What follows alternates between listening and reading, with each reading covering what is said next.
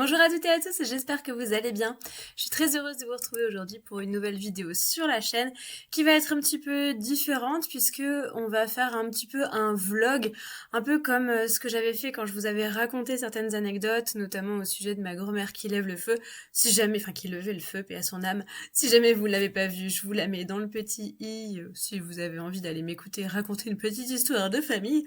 Aujourd'hui, je me suis dit que j'allais vous raconter des choses un petit peu légères, un petit peu rigolotes, même s'il y en a certaines qui sont dramatiques, mais on va quand même essayer de les envisager sous le ton de la légèreté. On va parler aujourd'hui de certaines anecdotes un peu... Ouais, on va parler des pires anecdotes et des pires choses qu'on entend quand on travaille dans l'ésotérisme. Alors excusez ma voix qui est dans un état lamentable, je suis à mon 22e jour de grippe. La grippe va bien. Moi, pas forcément aussi bien, mais on rame, on rame, on rame, on rame. Écoutez, j'ai envie de vous dire, nous sommes dans un navire en perdition, nous ramons, hein, allons-y. Donc je suis désolée si j'ai pris 2 octaves dans les graves, que j'ai la voix du Komodo Mitchell, si jamais vous avez cette référence. Sachez que vous aussi, vous êtes vieux et que j'ai beaucoup de peine pour vous. D'ailleurs, vous avez sans doute la grippe, vous aussi, et vous demandez probablement s'il est temps de mettre votre testament à jour. Oui, faites-le, on sait jamais. La grippe tue. Non, je plaisante. Enfin, non, la grippe tue, je plaisante pas, mais vous n'êtes pas vieux. Sinon, ça veut dire que je le suis aussi et c'est inacceptable. Ok, très bien. Donc récemment, je discutais avec un ami qui travaille lui aussi dans l'ésotérisme et on se partageait quelques anecdotes et ça m'a donné envie de faire cette vidéo parce que je me suis dit qu'il y a quand même des choses qui valent un petit peu le coup d'être racontées. Je fais des métiers qui sont liés à l'ésotérisme depuis un bon bout de temps maintenant, depuis 2014, donc ça fait 11 ans, enfin ça fera 11 ans en juillet.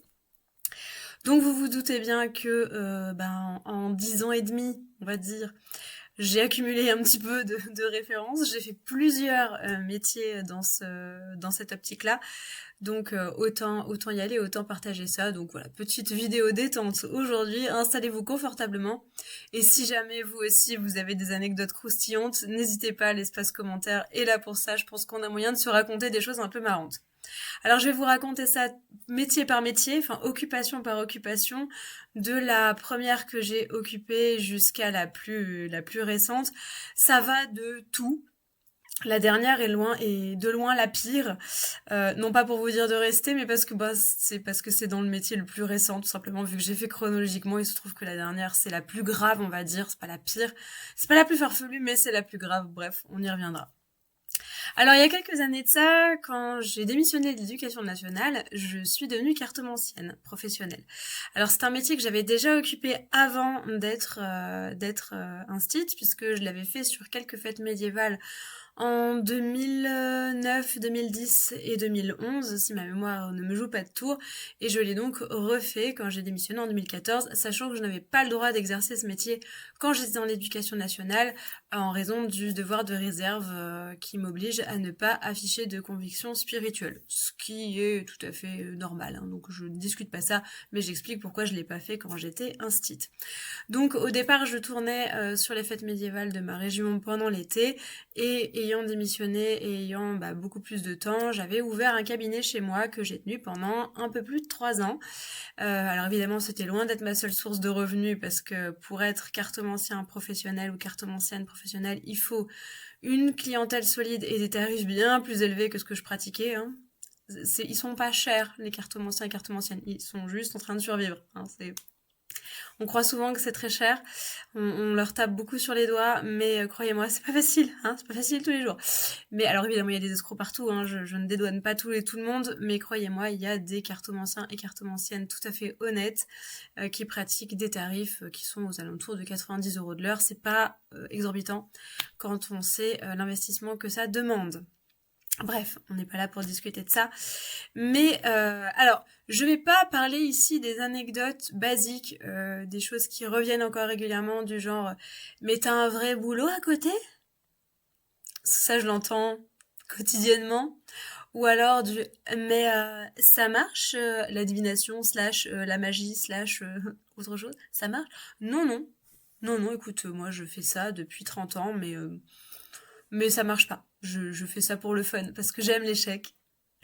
Ou alors encore, c'est quoi les numéros du loto? Vous voyez, ce genre de choses. Bon, ça, c'est des choses qui sont habituelles, donc je vais vraiment vous parler des choses un petit peu plus farfelues. Alors, en cartomancie, le florilège des pires questions que j'ai reçues. Alors, bien sûr, il n'est pas question de se moquer. Il n'est pas question non plus, je ne vais pas vous dévoiler des choses qui ont trait à l'intimité des personnes qui sont venues me consulter parce que j'estime qu'on a un devoir de discrétion par rapport à ça et que beaucoup de gens qui viennent vous voir quand vous êtes cartomancien ou cartomancienne ont en réalité de gros soucis personnels et ont un grand besoin de parler. Ouais, on va dire 75% d'entre eux feraient mieux d'aller voir un psy. D'ailleurs, c'est ce que je leur conseillais très souvent. On aide comme on peut, mais on essaye d'orienter vers des solutions qui sont un peu plus tangibles et qui peuvent des fois être un peu plus salutaires que nous-mêmes. Donc, il y a des questions qui étaient très bizarres, très farfelues, mais qui étaient le reflet d'un mal-être et d'une souffrance, et donc celles-ci, je les compte pas. Je parle vraiment des abus, pour le coup.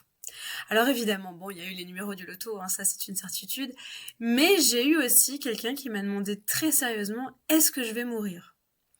Alors j'étais intriguée, je lui ai demandé s'il avait une maladie particulière, pas du tout. Quelqu'un qui était en pleine santé, de très jeune d'ailleurs, il devait avoir une vingtaine d'années, et il m'a demandé ça très sérieusement, est-ce que je vais mourir? Je lui ai demandé s'il avait peur de la mort, s'il avait une crainte, un comportement à risque, pas du tout, rien du tout. Le mec voulait juste savoir s'il allait mourir. Du coup je lui ai dit, bah écoute... je n'ai pas besoin de sortir mon paquet de cartes. Oui, tu vas mourir, oui. Alors il était horrifié. Il me dit, mais tu me dis ça comme ça? Bah, je dis, oui, on va tous mourir en fait un jour ou l'autre. Donc oui, tu vas mourir. Mais il dit, mais moi je veux savoir quand et comment. Et je lui ai demandé s'il avait peur de la mort ou s'il avait... Non, c'était de la pure curiosité. Pure curiosité. Alors ça, c'est assez rigolo parce que le mec voulait juste savoir ça pour comme ça, pour sa culture personnelle. Il n'avait pas particulièrement peur de la mort, pas de comportement à risque, pas de maladie particulière. Juste, alors, est-ce que je vais mourir? C'était assez particulier. Ça m'avait un peu déstabilisée, mais bon, soit. Euh, Autre chose qu'on m'a demandé, j'ai eu une situation extrêmement délicate où en fait j'ai eu un couple qui est venu me voir, mais séparément.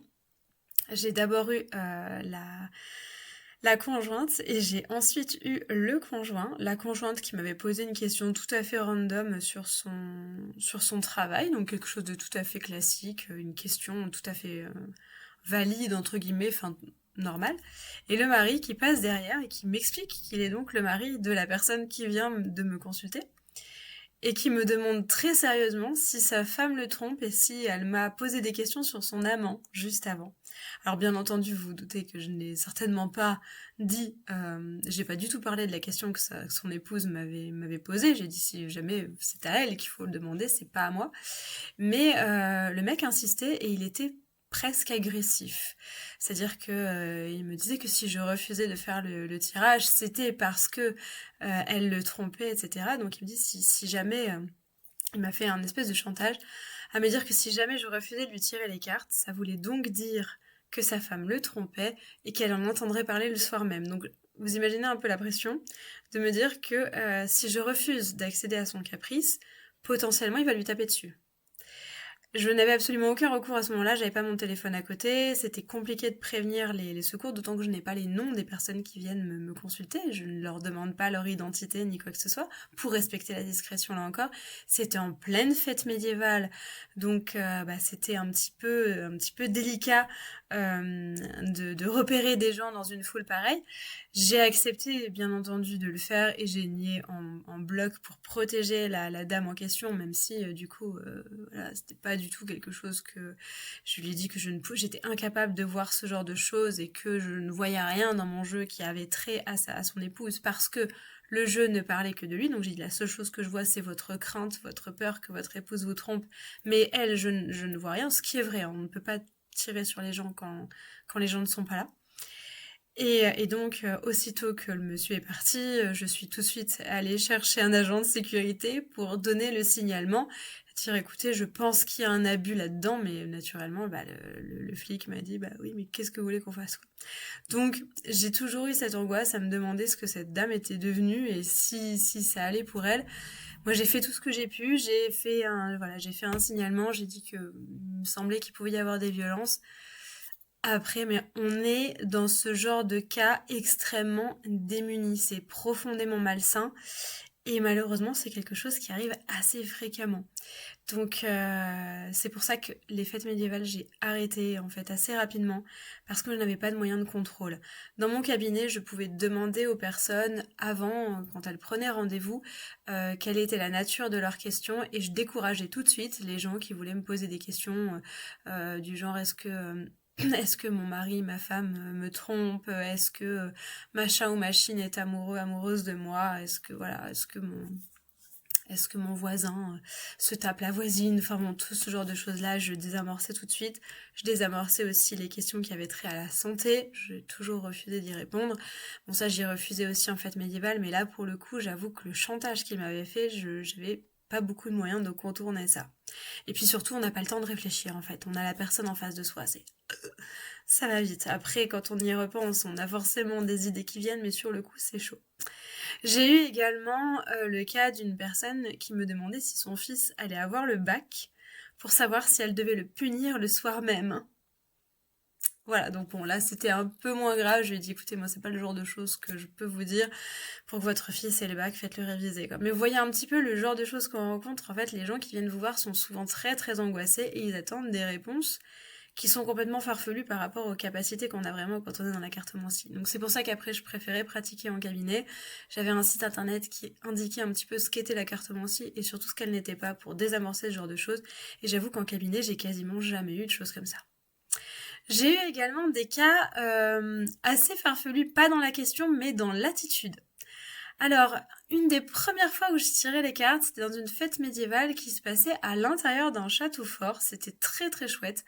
Le cadre était sublime. C'était en partenariat donc avec le château. Et les visiteurs payaient un droit d'entrée. Bon, c'était pas malheureusement très cher et c'était un peu dissuasif. Mais ils avaient le droit à une visite guidée du château, des jardins et du marché avec quelques animations. Donc du coup, au final, c'était plutôt... Voilà, c'était cher pour ce que c'était, mais c'était logique de faire payer. Et toujours est-il qu'il y avait du coup un staff assez important avec les guides, les jardiniers, les cuistots, les personnes qui se chargeaient de la taverne et qui faisaient partie du personnel du château, plus la troupe évidemment qui faisait l'organisation. Et je débutais, moi c'était vraiment dans les toutes premières années où je pratiquais ça. Je faisais des tarifs qui étaient excessivement bas, c'est-à-dire que mon plus petit tirage coûtait, accrochez-vous bien, 3 €. Je travaillais à perte parce qu'au final, je me suis même pas remboursé la place. J'allais de 3 à 12 €. Enfin, c'était ridicule, vraiment. C'était des tarifs vraiment trop petits. Et bon, quand on débute, c'est très difficile de se tarifer. Et donc, il y a une des guides, une des jeunes filles qui faisait visiter le château, elles étaient une dizaine, qui étaient venues me voir en me demandant, voilà, est-ce que je pourrais avoir un tirage? Je suis du staff, on travaille ensemble et tout, allez, s'il te plaît. Mais j'ai pas d'argent sur moi et tout. Bon, j'avais accepté. Et en fait, elle m'a envoyé tous ses collègues. C'est-à-dire qu'ils sont tous venus à me dire, allez, ouais, t'as tiré pour elle gratuit, moi aussi je suis du staff, moi non plus j'ai pas d'argent et tout. Et en fait, j'ai passé une journée entière, c'était sur 4 jours, c'était sur 2 week-ends, j'ai passé la première journée entière à tirer gratuitement pour les membres du staff qui me faisaient du chantage en me disant, bah, si t'as pas fait payer à elle, tu vas pas me faire payer à moi.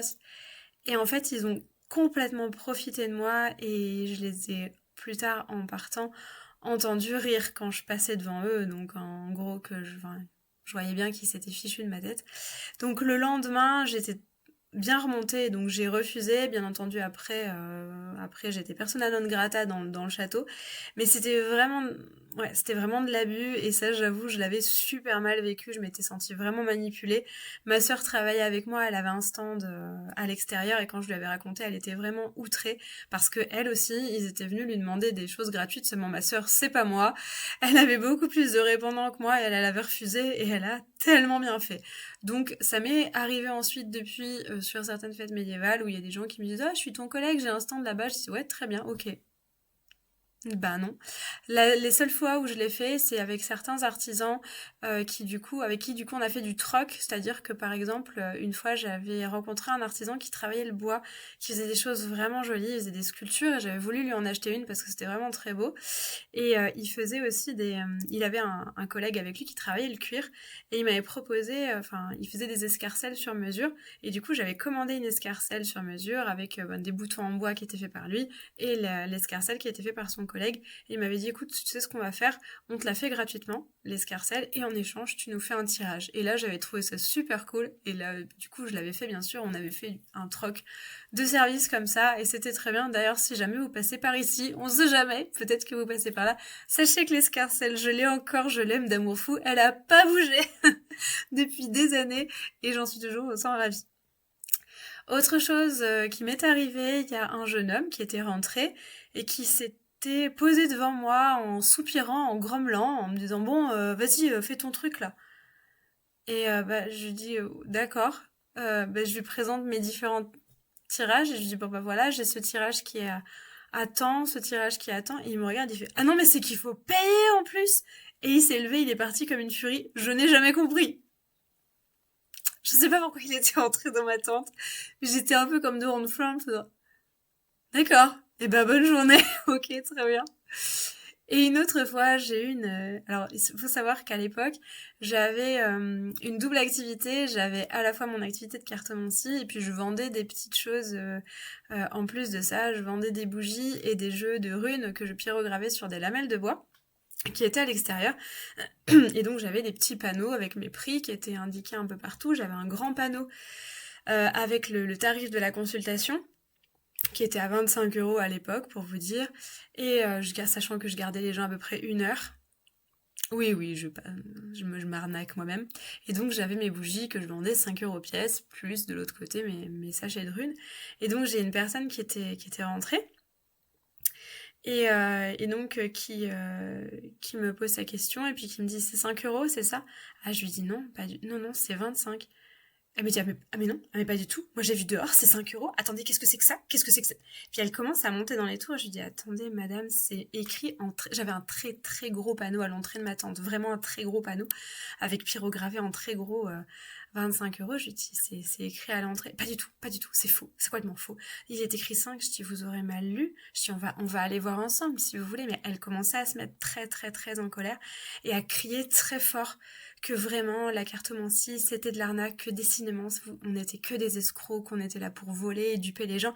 Elle commençait à rameuter la moitié de la fête médiévale et donc je l'ai mis dehors, enfin je suis allée avec elle dehors et je l'ai mise en face du panneau. Je dis vous voyez bien que c'est 25 €. Elle me dit non pas du tout, ici c'est écrit 5.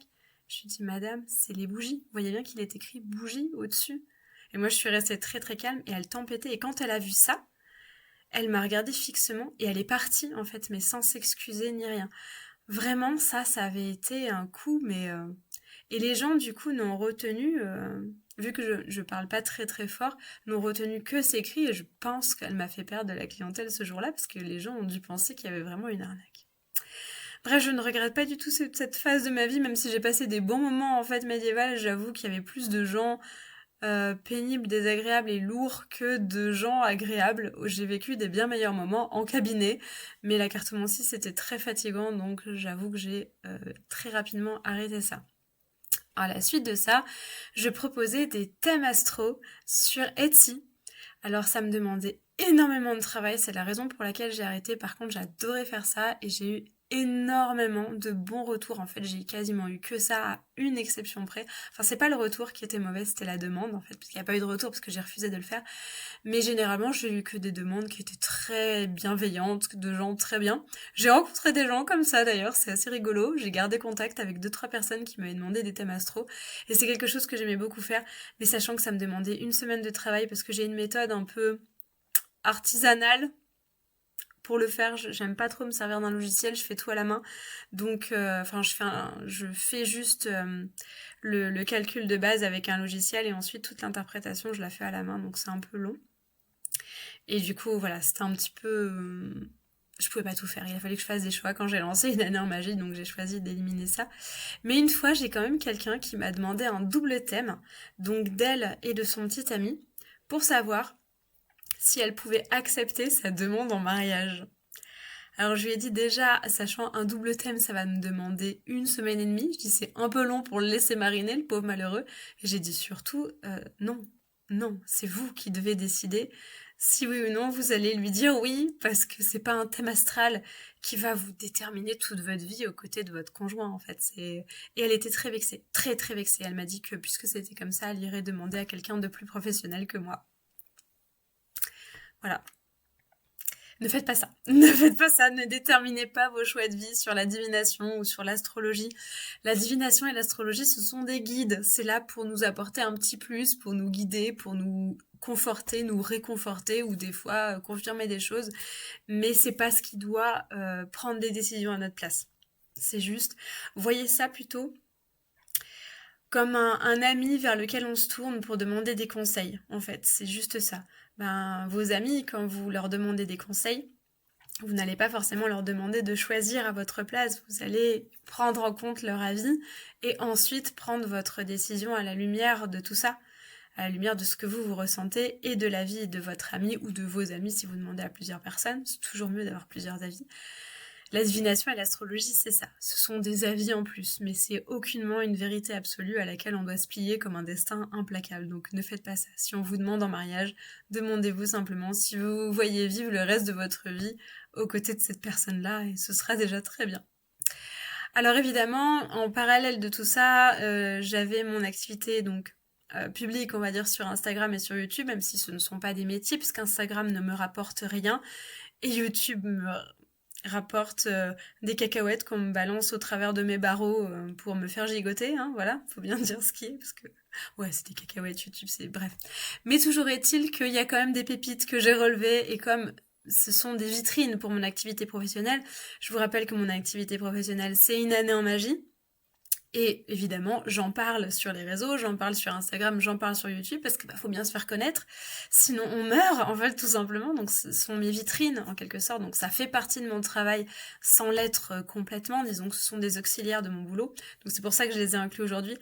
Et comme il y a quand même pas mal de pépites sur les réseaux sociaux, allons-y. Alors j'ai de la chance, moi, quand même, j'ai de la chance parce que j'ai quand même une super communauté. Bon, j'ai une toute petite communauté, hein, je suis pas à 100 000 abonnés, hein, j'en suis très très loin. Et quelque part tant mieux parce que quand je vois la haine que les créateurs à beaucoup de contenu se prennent, je me dis que finalement une petite communauté c'est très bien. J'ai des gens qui sont généralement très bienveillants, j'ai pas de haters, vraiment. J'ai eu des remarques désobligeantes, mais j'ai pas eu des déferlements de haine, ou en tout cas ça a été extrêmement ponctuel et c'était pas si grave que ça. J'ai quand même eu quelques pépites. Alors si, j'ai eu des trucs violents, j'ai eu des menaces de mort, mais qui me font plus sourire qu'autre chose, comme vous le voyez à ma tête, parce que ça provient généralement des extrémistes religieux. Enfin, je dis généralement, non, ça provient toujours des extrémistes religieux. La plupart du temps des catholiques, quelquefois des musulmans, jamais des juifs. Voilà, eux, voilà. Je pense que eux, ils s'en sont pris suffisamment pour pas les taper sur les autres, j'en sais rien, je sais pas. Mais ou alors, je suis passée entre les gouttes, je ne sais pas. Mais alors, c'est assez rigolo parce que c'est pas le même ton. Les premiers sont vraiment dans le tu vas cramer en enfer, sale sorcière, mais Jésus t'aime. Mais tu crameras. Mais il t'aime. Mais tu crameras. Dans l'amour. Les deuxièmes, en revanche, non, par contre, on t'aime pas. Tu vas brûler en enfer et ils te décrivent vraiment par le menu tout ce que tu vas subir. Il y a beaucoup de détails, c'est très riche. Sachant qu'il y en avait un qui était allé très très loin.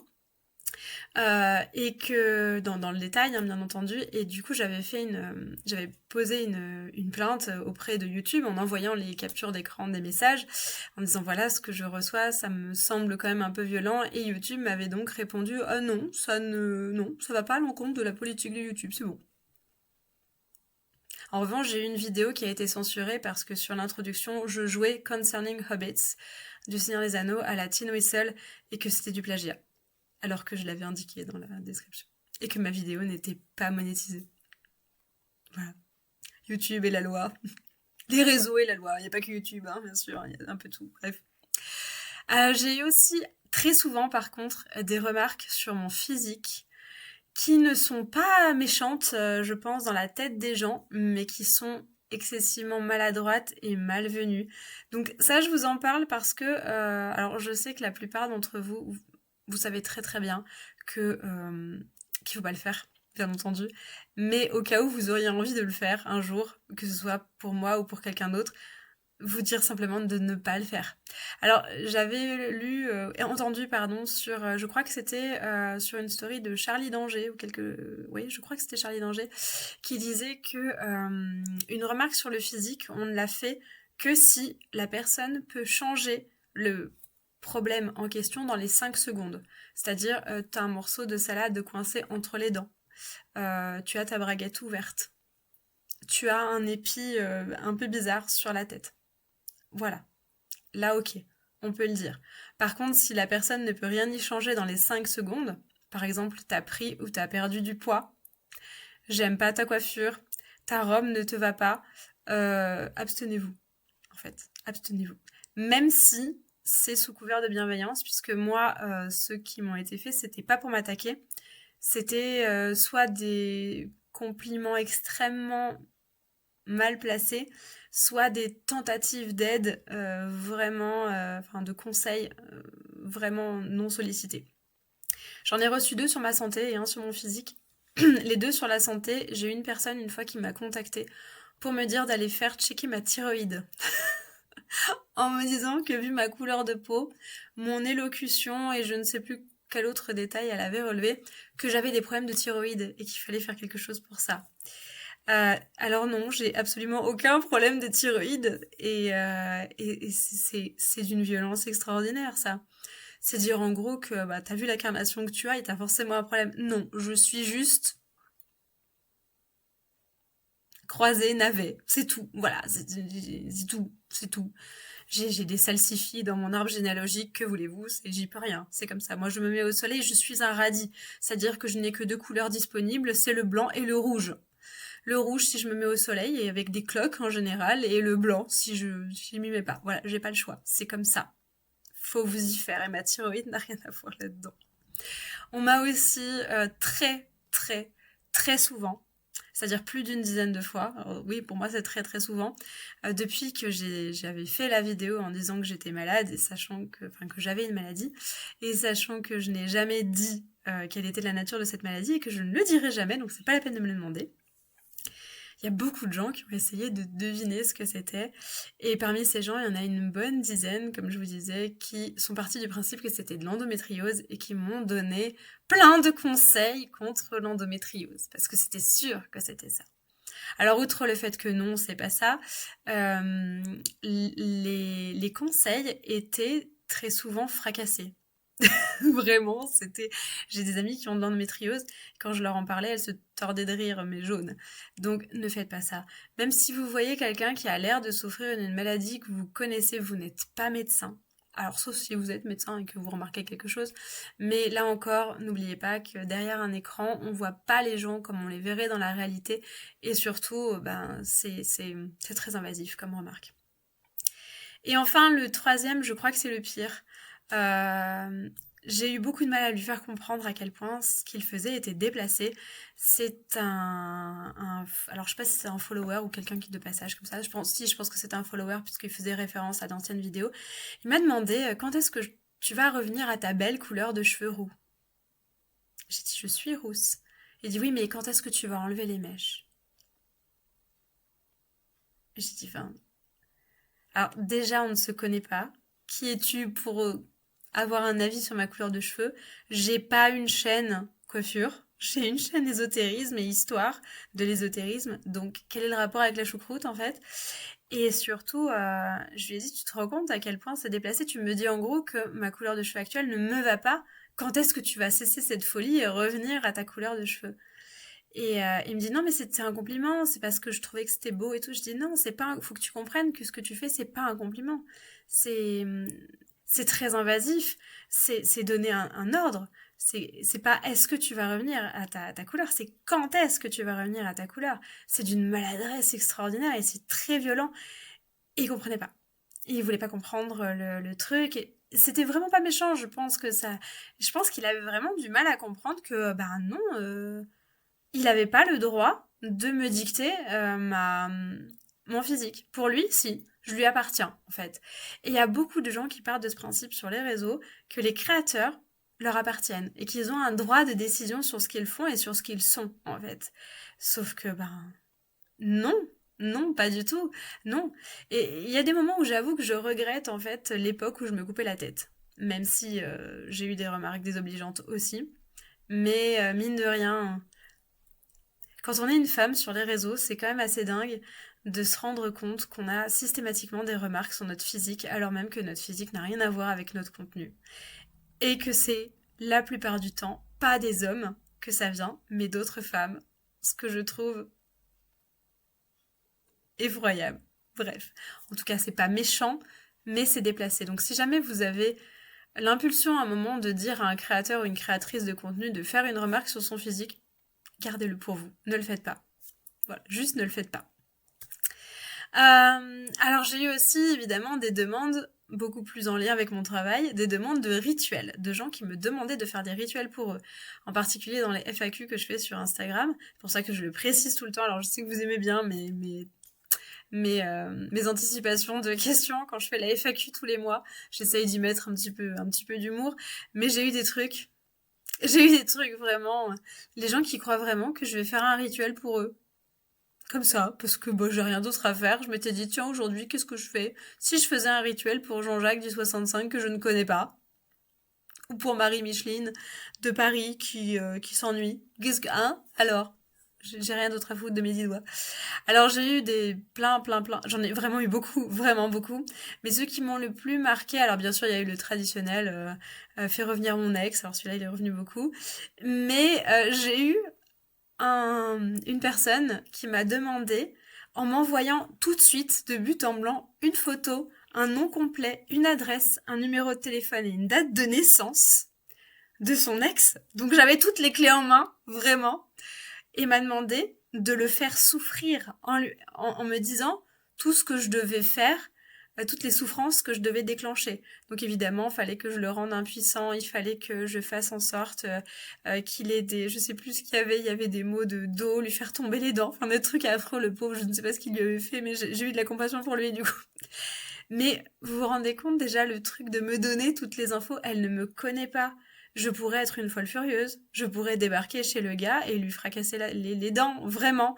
Ne faites pas ça, ne donnez pas des informations à d'autres, enfin des informations de personnes de votre entourage, même des gens que vous n'aimez pas, à d'autres personnes que vous ne connaissez pas, c'est hyper dangereux, non, ne faites pas ça.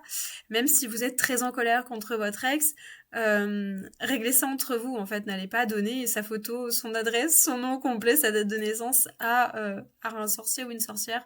Même si vous avez confiance en lui ou en elle, n'oubliez pas que vous ne connaissez pas les gens sur les réseaux, même si vous avez l'impression de les connaître. Je sais qu'on a cette idée de proximité, on a ce sentiment d'être un peu intime, d'être ami entre guillemets avec les gens sur les réseaux. C'est pas le cas. On reste des inconnus, donc vous ne savez jamais ce qui se cache derrière une jolie façade sur Instagram, sur YouTube ou ailleurs. Donc on sait pas. Je suis peut-être une psychopathe. J'aurais pu faire n'importe quoi de ces informations. Donc ne le faites pas. Bon, j'ai eu une personne qui m'a fait du chantage au suicide, mais ça, je préfère ne pas en parler parce que ça m'a énormément marqué et que je préfère respecter son cas. Mais pareil, ne faites pas ça. Ne faites pas ça. N'oubliez pas que les gens sur les réseaux sont des inconnus, en fait. C'est pas parce que vous avez l'impression de les connaître en les suivant et en rentrant dans une petite partie de leur vie, n'oubliez pas que ce qu'on vous montre, c'est juste ce qu'on a envie de montrer. L'intimité qu'on vous montre, ce n'est pas notre intimité. Moi, je sais que je suis quelqu'un d'assez pudique sur ma vie personnelle.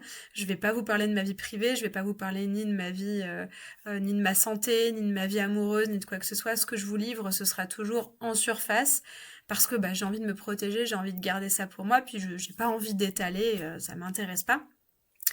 Mais mais ne faites pas ça. N'allez pas, si vous avez besoin d'aide ou si vous avez besoin de soutien, allez vers les gens qui vous connaissent, allez vers vos amis ou tournez-vous vers les autorités, vers un psychologue, vers votre médecin, vers des gens qui pourront vraiment vous aider parce que nous, on n'est pas là pour ça en fait, c'est pas notre travail et surtout, vous n'êtes pas sûr de pouvoir avoir confiance en nous. Donc faites attention à ça, faites attention à vous et faites attention à ce que vous divulguez sur le net parce que ça peut être extrêmement dangereux. J'ai aussi eu une demande atroce d'un mec qui me demandait un rituel pour que sa belle-mère ait un accident de voiture. C'est pas drôle, vraiment c'est pas drôle un tel degré de haine, mais la demande était tellement précise, comme je dis, c'est précis, accident de voiture. Et il m'avait dit bah oui, comme ça au moins ça aura vraiment l'air d'être un accident. Et j'ai dit non et j'ai bien entendu signaler le compte tout de suite, mais bon là encore une fois c'est un petit peu compliqué, mais vous vous rendez compte un peu de ce genre de choses qu'on voit. Bon, ouais, on voit des trucs qui sont velus quelquefois. Alors évidemment, j'ai eu aussi des cas de drague extrêmement lourdes. J'ai eu un nombre incalculable de sugar daddy ou de mecs qui faisaient comme ça. Mais ceux qui reviennent le plus souvent, ce sont les gens Ragnar, les vikings du dimanche. Ah, on les aime, ceux-là, avec une copine. On s'en voit beaucoup de choses par rapport à ça. Alors généralement, ils ont une stratégie assez similaire. Ils sont un peu tous pareils. Ils ont que deux approches. Généralement, ils viennent me demander d'écrire un tatouage en rune pour eux. Sachant qu'ensuite ils se posent en spécialistes, alors qu'ils sont pas foutus d'écrire un tatouage, mais passons. Ou alors ils viennent parler d'un sujet, par les runes en général, là encore pour se poser en spécialiste, c'est-à-dire qu'ils sont pas foutus d'écrire droit, mais ils vont quand même te dire que c'est eux qui ont raison. Et ensuite ça part tout de suite dans la drague, ça va très très vite dans la drague et dans les photos non sollicitées. Alors j'ai pas eu de dick pic, j'ai de la chance, franchement j'ai pas eu de dick pic, j'ai eu des pectoraux pics. C'est très drôle. C'est vraiment drôle en fait parce que une fois j'avais demandé à un mec, je lui avais dit mais est-ce que ça a déjà marché? Parce que je lui dis je suppose que je suis pas la première ni la dernière à qui tu vas faire ce genre de plan. Est-ce que ça a déjà fonctionné? Et il me dit non, on m'envoie chier à chaque fois. Et je lui dis mais du coup pourquoi tu continues? Il dit ben on sait jamais, un jour sur un malentendu ça peut marcher. Je crois que Jean-Claude Duss, ça fait beaucoup plus de mal que prévu. Mais honnêtement, là, pareil, si vous vous rendez compte que votre stratégie de drague ne marche pas, c'est pas les autres, le problème c'est vous. C'est la stratégie qui marche pas. Donc changez-en. S'il vous plaît, changez-en. Et même chose, c'est pas parce qu'on est sur le net qu'on a envie de se faire draguer et ça c'est pas Tinder, quoi. Bref. Et enfin, la cerise sur le top of the cake de l'Everest, je l'ai eu dans mon métier actuel, donc dans Une année en magie. Donc je vous rappelle rapidement ce que c'est. C'est un programme que je propose sur Patreon qui vous donne donc accès à un livret d'100 de pages tous les mois autour de thématiques qui sont en lien avec les choses qu'on peut faire en magie, en paganisme, en sorcellerie sur ce mois-ci, avec 4 vidéos supplémentaires pour encore plus de mois tous les mois. L'idée c'est de vous accompagner dans votre pratique et de vous donner un outil pour vous donner des idées, de l'inspiration, de la motivation. Quelquefois vous déculpabiliser aussi de pas en avoir parce que ça arrive. Bref, vous ouvrir à d'autres célébrations, d'autres traditions aussi, des choses qui viennent pas forcément de chez nous. J'essaye de faire un contenu le plus varié possible, le plus éclectique et surtout pas orienté sur, c'est important pour la suite, c'est pour ça que j'insiste là-dessus, pas orienté sur une tradition particulière. Il y a c'est pas voilà, il y a pas de 1 2 3, je vais y arriver. Une année en magie n'est pas affiliée, je vais y arriver, à une voie en particulier, c'est quelque chose dans lequel tout le monde peut se retrouver, qu'on soit débutant ou confirmé. Donc voilà, c'est quelque chose que j'ai créé dans cette optique-là. Il faut savoir que quand j'ai créé Une année en magie en 2019, en réalité, j'ai commencé à poser le projet en fin 2016 pour le lancer début 2019, parce que j'ai travaillé pendant un petit peu plus de 2 ans dessus, faire des études de marché, déposer les droits d'auteur également, puisque mine de rien, il faut que je passe protéger mon travail, ça aussi c'est important pour la suite. Donc c'est quelque chose qui était mûrement réfléchi, et donc à l'époque où j'ai créé Une année en magie, à ma connaissance, ce concept-là, donc d'un espèce de mix entre un énorme webzine et une formation en ligne, n'existait pas. Il y avait les deux, il y avait des webzines, il y avait l'excellent Altar, je sais pas si vous avez connu ça, qui était tenu par Yuna Minai, qui était quelqu'un que j'aimais beaucoup, avec des participations d'autres autrices et auteurs. C'était vraiment chouette, c'était un webzine gratuit. Euh, il y a eu également des formations, je pense par exemple à l'école du Lotus ou aux 13 lunes de Morgane Le Fay qui existaient dans les années 2010. Mais le mix des deux n'existait pas et surtout les formations en question étaient orientées. C'est-à-dire que par exemple l'école du Lotus c'était sur le féminin sacré, les 13 lunes c'était sur la voix celte.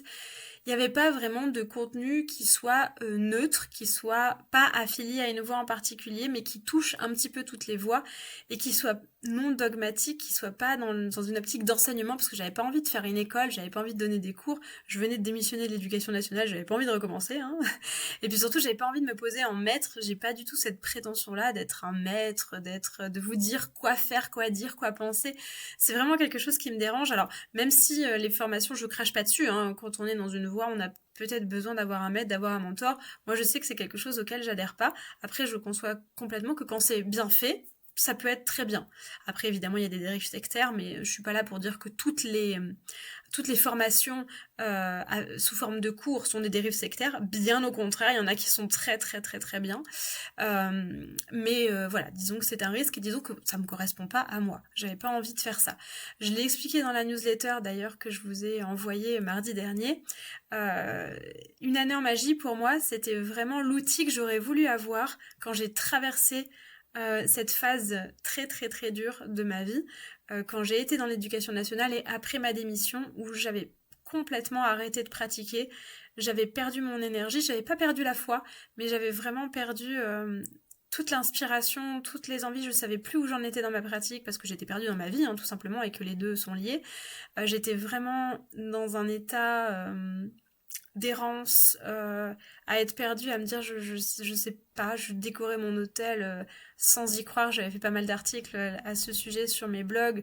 Vous vous rappelez sans doute de C'est la merde à Westeros, qui a été mon article, je crois, qui a fait le plus de vues. Mais j'étais vraiment dans une phase qui a été très dure, qui a duré plusieurs années. D'ailleurs, je vous l'avais raconté, hein, si jamais vous l'avez pas vu, je vous le remets là. Et en fait, j'aurais vraiment aimé avoir un outil comme ça, qui soit orienté sur rien, qui me dise pas quoi faire, mais qui me dise voilà, bah tiens, ce mois-ci, regarde, il se passe ça, regarde, il y a ça, regarde ça, tu peux t'en servir. Tiens, regarde, et ça, est-ce que ça pourrait te donner une idée? Et tiens, si tu t'intéressais à ça, et cette voie-là, si tu la creusais, qui donne en fait un espèce de d'éventail de choses, pas toutes les choses à faire, hein, pas vous dire bah tiens ce mois-ci il faut faire ça, ça, ça et ça, mais plutôt une espèce de panel très vaste dans lequel piocher, pourquoi pas piocher des trucs, les mélanger ensemble, bref un espèce de buffet en fait, voilà. J'ai pensé ça comme un grand buffet, vous savez, ces énormes buffets sur lesquels on peut aller choisir tout ce qu'on veut, faire les mélanges qu'on veut à volonté. Voilà, c'était un petit peu mon idée de dire, bah voilà, les gens vont pouvoir aller piocher ce qu'ils veulent, laisser de côté ce qu'ils veulent pas. Et à l'époque, ça n'existait pas. En tout cas, pas à ma connaissance. Et donc j'étais très enthousiaste quand ça a démarré parce qu'à ma grande surprise ça a connu un succès presque immédiat. Les gens ont aimé le concept, donc ça m'a permis de voir que effectivement c'était potentiellement quelque chose qui manquait dans la sphère païenne et sorcière. Et donc au bout d'un an et demi j'ai pu en vivre. Ce qui était inespéré, hein, je pensais pas arriver à ça. Bon, je suis loin d'être aisée, hein, on dirait clairement. Mais bon, j'arrive à payer mes factures et à ne pas me retrouver à la rue à la fin du mois, ça me suffit, c'est très bien. Mais toujours est-il que bah forcément, il y a pas mal de gens à la suite de ça qui ont lancé des concepts similaires. Parce que bah du coup, ça a commencé à fonctionner, donc bah les gens veulent faire pareil, évidemment. Et alors ça, bon bah voilà, enfin, j'ai pas inventé l'eau chaude non plus, donc je peux pas empêcher les gens de lancer leurs concepts. Écoutez, très bien, ça me va. Mais par contre, il y a eu un cas particulier, un plagiat, parce qu'il faut bien mettre le mot qui est dessus, puisque j'ai été carrément espionnée et qu'on m'a qu'on m'a volé une bonne partie de mon travail, mais ça a été fait extrêmement finement. Il y a une personne qui, quelques années avant Une année en magie, enfin l'année d'avant en fait, en 2016, on avait beaucoup discuté. Elle m'avait contacté sur mon blog à l'époque. On s'était envoyé des mails, elle débutait complètement la magie, elle avait jamais mis le pied là-dedans, elle demandait plein de conseils, elle posait plein de questions, c'était quelqu'un qui était très intéressant, avec qui j'aimais beaucoup discuter. On s'envoyait des très longs mails, elle me demandait plein de choses, plein de conseils, elle m'a demandé de l'aider à écrire des rituels, et puis comme c'était quelqu'un que j'avais appris à apprécier, parce qu'elle y était allée de manière très subtile, ça, c'était pas de but en blanc, quoi, c'était pas une demande comme ça, je débarque, et ça avait été très progressif. Je me sens aujourd'hui, je me dis, je suis un peu comme la grenouille qui savait pas qu'elle était cuite, vous savez, on m'a mis dans de l'eau froide, et on a fait bouillir lentement.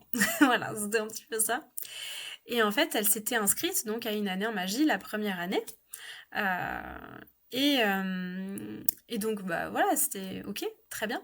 Elle avait annulé son inscription l'année d'après et elle a lancé, quelques temps après, pas tout de suite après, mais quelques temps après, elle a lancé son école de magie aussi en ligne. Et je me suis dit, bon, bah ok, très bien, enfin, en me disant, bon, non pas que je disais qu'elle n'était pas légitime, mais c'était quelqu'un qui pour moi n'avait pas beaucoup d'années de pratique derrière elle, et se poser en maître, parce qu'elle, du coup, elle se posait vraiment en mentor. Je me dis, de la part de quelqu'un qui a vraiment les pieds dans la pratique depuis 3 ans, d'autant que elle a augmenté beaucoup sa durée de pratique, hein. Selon elle, c'était depuis toujours, alors que ben non, puisque j'avais été aux premières loges, puisque j'avais des mails où elle me disait, malheureusement je les ai pas gardés, mais j'avais des mails où elle me disait du coup qu'elle débarquait et qu'elle y connaissait rien. Et en fait, j'ai quelqu'un qui est venu me voir en me disant, écoute, moi je me suis inscrite à sa formation, et j'ai suivi la première année d'une année en magie. Et je tiens quand même à te dire que les thèmes sont exactement les mêmes. Ah, et elle me les a envoyés. Et effectivement, la coïncidence était beaucoup trop troublante pour être une simple coïncidence, puisque la bibliographie et les références employées étaient également les mêmes. Alors le texte n'était pas le même, elle avait eu le bon goût de le réécrire quand même, donc c'était un plagiat paraphrasé, on va dire. Mais c'était exactement la même chose. Et surtout, elle m'avait dit qu'elle s'était désinscrite parce que je ne publiais pas les sommaires de ce que je faisais. Et vous comprenez maintenant pourquoi je n'ai pas publié les sommaires de ce que je faisais pendant de très nombreuses années. Enfin, très nombreuses, pendant plusieurs années, parce que en fait, je me suis rendu compte, quand la personne m'avait dit ça, c'était pendant la saison 3 ou 4 d'une année en magie, je ne sais plus. Et je me suis dit, je vais quand même vérifier est-ce qu'elle est inscrite de nouveau, parce qu'on n'avait plus de contact, enfin distant, depuis ce moment-là. Bah oui, elle avait pris ce qu'elle avait à prendre. Et je me suis aperçue que dans ses abonnés, j'avais une personne qui travaillait avec elle. Donc elle l'avait envoyée, elle lui avait sans doute payé la formation pour qu'elle vienne de nouveau piquer mon travail. Donc j'ai tout de suite banni cette personne-là. Et étrangement, je n'ai eu aucune remarque de la part de cette personne. Alors que bon, je pense que si vous, aujourd'hui, qui êtes abonné à Une année en magie, je pense que si je vous bannissais du jour au lendemain, vous vous poseriez des questions, n'est-ce pas? Je pense que vous viendriez me voir en me demandant je comprends pas, mon abonnement a été annulé, pourquoi? Là, non. Donc bon, je pense qu'elle a su pourquoi. Et, euh, et voilà, donc c'était, ça m'a un peu piqué. D'ailleurs, quand j'ai commencé à me dire, bon, bah, à baisser un petit peu les bras par rapport à ma protection, enfin, quand je me suis résignée au fait que de toute façon j'allais pas pouvoir me protéger indéfiniment et que j'ai publié les sommaires d'une année en magie, elle avait eu le culot de m'envoyer un message en me disant ah ben enfin. Et je lui avais dit je t'en prie c'est cadeau. Et je n'ai plus jamais eu de nouvelles depuis ça. Mais sachant que j'ai porté plainte bien entendu, mais malheureusement étant donné qu'elle avait extrêmement bien fait les choses et qu'elle avait bien réécrit le texte, mes droits d'auteur à l'époque n'étaient pas suffisamment hauts pour me protéger contre ce genre de choses. Donc c'était pas un vrai plagiat. Comme il m'avait dit, c'est une inspiration, c'est pas vraiment un plagiat. L'avocat que j'avais contacté m'a dit oui, c'est dégueulasse, hein, je suis tout à fait d'accord, votre travail a été volé, mais du coup, votre protection n'est pas assez haute. Depuis, bien entendu, j'ai pris une protection bien plus élevée, donc je suis protégée contre ce genre de choses. Mais voilà, quand même, j'ai mis beaucoup de temps à m'en remettre. D'autant que ce qui était très drôle, c'est que sa formation coûtait 14 fois plus que la mienne. Voilà. Donc j'ai beaucoup de peine pour toutes les personnes qu'elle a arnaquées. Bref, toujours est-il que cette vidéo est beaucoup trop longue. Quand même, si jamais ce genre de choses vous arrive, parce que ça peut arriver qu'on soit la cible de ce genre de remarques, aujourd'hui, j'ai appris à y réagir. Ça me fait plus sourire qu'autre chose. Je pense que vous avez vu, pour moi, c'est quelque chose d'assez rigolo. J'ai généralement 3 grandes stratégies pour y répondre. La première, la plus facile, quand on met des commentaires qui sont haineux, qui sont méchants, déplacés, je mets un j'aime aux commentaires. Généralement, dans l'heure, le commentaire est effacé. Mais je trouve ça assez rigolo. Je mets un j'aime ou un j'adore, même des fois. Plus c'est virulent, plus j'y vais. Là, récemment, il y a quelqu'un qui m'a dit que je sais plus. Oui, c'était sur mon élocution que je faisais trop de bruit de bouche, que c'était insupportable et qu'elle avait envie de me frapper. Du coup, j'ai mis un j'adore sur tous ces commentaires. Ils ont miraculeusement été supprimés juste après. Quelquefois, je réponds aussi par du sarcasme. Ça m'arrive quand j'ai le temps. Donc, par exemple, c'est les gens qui me demandent si la magie fonctionne. Je leur dis ben non, mais j'adore perdre mon temps et j'aime être en échec. Voilà, ça arrive. Mais la plupart du temps, moi j'ai une réponse qui est universelle. Et si vous la voyez passer dans les commentaires, je pense que vous saurez pourquoi. C'est 42. Voilà. Je vous invite à aller lire le guide du voyageur galactique de Douglas Adams pour savoir pourquoi. Ça me fait beaucoup rire. Je sais qu'il y en a certains d'entre vous, certaines d'entre vous qui ont la référence.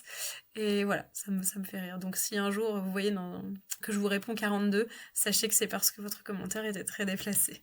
Voilà. En tout cas, merci d'avoir regardé cette vidéo bien trop longue et d'avoir supporté mon horrible voix pendant 50 minutes. En attendant la prochaine vidéo, si jamais vous avez aimé celle-ci, n'hésitez pas à lui laisser un j'aime, à partager vos pires anecdotes aussi en commentaire. Je pense on peut se marrer tous ensemble. Et à partager la vidéo, bien sûr, autour de vous. Parce que ça aide beaucoup au référencement pour l'algorithme. Si vous avez envie de me soutenir, n'oubliez pas que j'ai un Ko-fi où vous pouvez me laisser un petit pourboire. Et bien entendu, si vous voulez me soutenir encore plus et avoir encore plus de moi tous les mois, vous pouvez rejoindre le programme Une année en magie. La saison 7 commence lundi. J'ai beaucoup trop hâte. J'ai beaucoup trop hâte de partager ça avec vous. Donc il est encore temps de vous inscrire puisque j'ai normalement fait en sorte que les inscriptions se clôturent aujourd'hui, dimanche.